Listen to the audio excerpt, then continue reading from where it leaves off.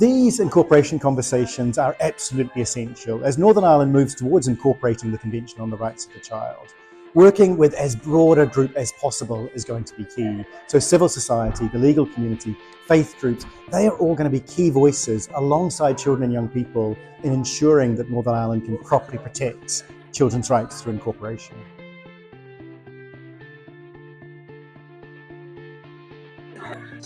If we improve children's lives, focus on children in terms of incorporating the NCRC and basic rights and minimum standards, I think everybody will benefit. Societal benefit is how we do services better.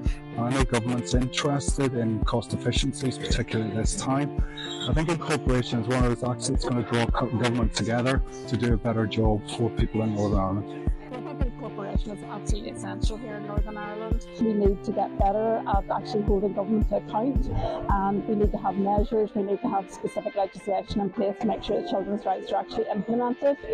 We've had too many failings over the years. We have too many children who are waiting for mental health care. We have too many children who are not doing well in education. We have too many young people coming into the care system, too many young people criminalised when they shouldn't be. We have a raft of issues that we need more strength and we need more teeth.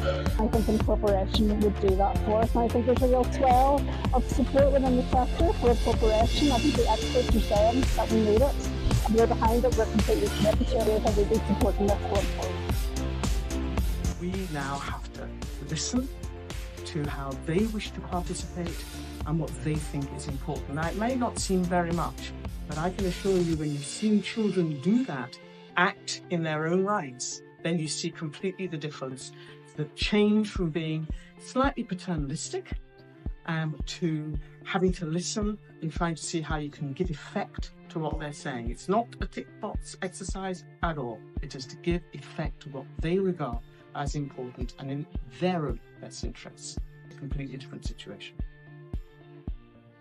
From my view, it's a very first step, and to encourage all the different faiths here today to take the safeguarding on board with children and have their voice and move forward with writing their policies and directions.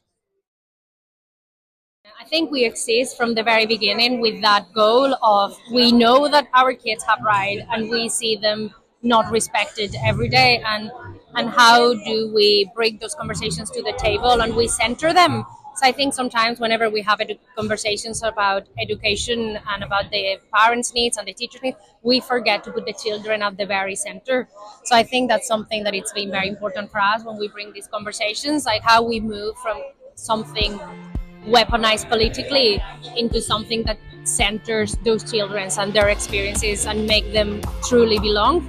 How those kids are gonna truly belong in their schools, all of them. And it's not this one at the expense of this one. It's how do we create somewhere a space where everybody feels part of it and their rights respected. We're talking a lot about children and young people's rights, which is right up my street because obviously I front the campaign Caleb's Cause NI for young people post-19.